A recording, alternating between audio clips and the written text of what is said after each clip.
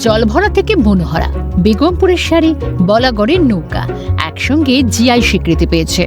আগামী দিনে মিষ্টিকে আন্তর্জাতিক স্তরে নিয়ে যাওয়ার চিন্তা ভাবনা মিষ্টি ব্যবসায়ীদের।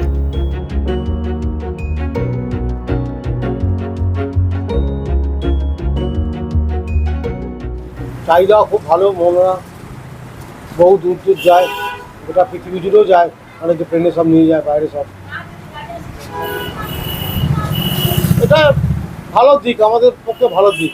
এই শিল্পেতে আসছে না কেউ অত্যধিক পরিশ্রমের জন্য, সারাদিন পরিশ্রম করতে হয়। তরুণ প্রজন্ম একদমই আসছে না, বংশধররা সবই সরে যাচ্ছে সব। হুগলির চন্দননগরের জলভরা, জনাইয়ের মনোহরা, বলাগড়ের ডিঙি নৌকা পেল নতুন পরিচয়। চন্দননগরের জলভরা সূর্যকুমার মোদক 1818 সালে প্রথম এই মিষ্টি তৈরি করেন।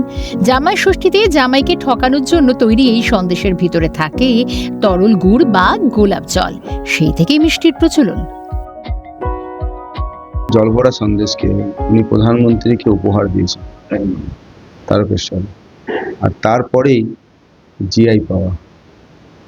তো এটা হচ্ছে আমাদের চন্দননগর নিবাসীদের জন্য, আমাদের জন্য খুব অত্যন্ত আনন্দের এবং গর্বের। দীর্ঘদিনের এটা দাবি ছিল, সে দাবিটা পূরণ হয়েছে। জনাইয়ের মনোহরা ইতিহাসও বহু পুরনো।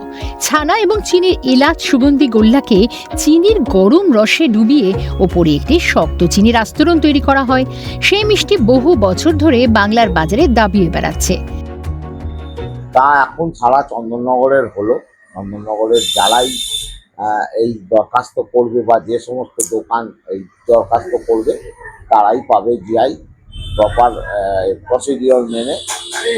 বন্দ্যোপাধ্যায় ফ্যামিলির নবজামাতাকে ঠকানোর জন্যে জামাই ষষ্ঠীর সময় একটা অর্ডার আসে সূর্যমোদকের কাছে যে একটা এমন মিষ্টি বানিয়ে দিন যেটা খেলে জামাই ঠকবে, যেটা খাবার সময় জামাই ঠকবে। যাই হোক, সূর্যমোদক অনেক ভাবনা চিন্তা করে তাল শাঁসের আকৃতির একটা সন্দেশ বানিয়ে ভেতরে গোলাপ জল দিয়ে পাঠিয়ে দিয়েছিলেন।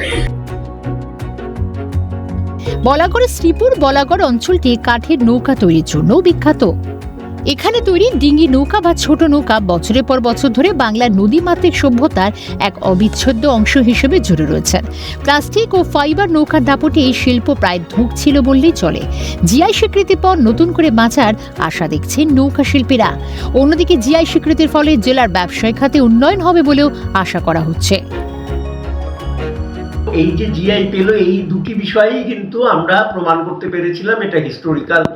একটি হচ্ছে কাঠ জোর পদ্ধতি, আর একটি হচ্ছে ডিঙি হলো নৌকোর মা, সেই ডিঙিই শুধু এখানে বানানো হয়। গ্রাফিক্যাল ট্যাগ পাওয়া, আর্থিকভাবে খুব লাভবান। এই ট্যাগের জন্য ট্যাগটা পেলে পরে এদের একটা বিরাট অঙ্কের টাকা পাবে তা নয়। আর এই জিআই ট্যাগটা অনেকটা হেরিটেজ ঘোষণার মতন। হেরিটেজ যেমন ঘোষণা করা হয় কোনো একটি মন্দির, অনেক পুরনো মন্দিরকে, সেটা আমাদের অঞ্চলের ঐতিহ্য, তেমনিভাবে অঞ্চলের ঐতিহ্যের মাথায় একটি পালক পড়ল। দোকানের তরফ থেকে জানানো হচ্ছে এই যে স্বীকৃতি তারা পেয়ে গিয়েছে, অর্থাৎ জিআই সার্টিফিকেট যে স্বীকৃতি পেয়েছে, এই জলভরা সন্দেশে তারা প্রচণ্ড খুশি। এবং উল্লেখযোগ্য বিষয় হলো বিভিন্ন ধরনের, এই যে এটা যদি 1200 টাকা দাম হয়, 400 টাকা দাম হয়, 300 টাকা দাম হয়, 90 টাকা দাম আছে, বিভিন্ন ধরনের জলভরা সন্দেশ এখানে বিক্রি হচ্ছে। উল্লেখযোগ্য বিষয় হলো এই দোকানের নামই সূর্যমোদকের জলভরা। সব মিলিয়ে বেজায় খুশি এই সূর্যমোদকের কর্মচারী থেকে মালিক পক্ষ।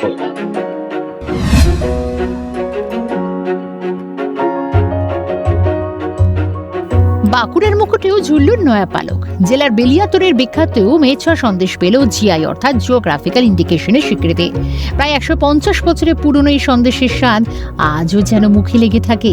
খাঁটি গাওয়া ঘি, ছানা আর চিনি দিয়ে তৈরি এই সন্দেশ, কিন্তু আসল কারিগরি যে লুকিয়ে রয়েছে মেছা পাক দেওয়া পদ্ধতিতে। ছানাকে কড়াইতে নির্দিষ্ট তাপে যখন দানাদার একটা ভাব আসে, তখনই তৈরি হয় আসল মেছা। এবার থেকে বিশ্ব ইতিহাসে ছড়িয়ে পড়বে এই মিষ্টি। আমরা প্রচুরভাবেই আনন্দিত, কারণ এটার জন্য আমরা অনেক দিন ধরেই লড়াই করেছি। কয়েকজন মিলে অনেকবার ব্লকও গেছি, ব্লকে মিটিং করেছি, এবং নতুন সরকারকে এই জন্য ধন্যবাদ যে আমাদেরকে জিআই ট্যাগ দেওয়ার জন্যে। মাননীয় মুখ্যমন্ত্রী শুভেন্দু অধিকারীর এর জন্যে আমাদের বেলিয়াতোড় মেচা শিল্প থেকে ধন্যবাদ জানাই। মেচা থেকে জল ভরা মনোহরা শাড়ি ডিঙি নৌকা এবার থেকে বিশ্ব ইতিহাসে নাম লেখালো। ব্যবসায়ীদের প্রচেষ্টা এবং রাজ্য সরকারের উদ্যোগী স্বীকৃতি সব মিলিয়ে এবার শুধু জেলায় জেলায় নয়, রাজ্যের বাইরে ছড়িয়ে পড়বে এই মিষ্টির মাহাত্ম্য। সমিত সিনহা এবং স্বরূপ রায় রিপোর্ট, ক্যালকাটা নিউজ।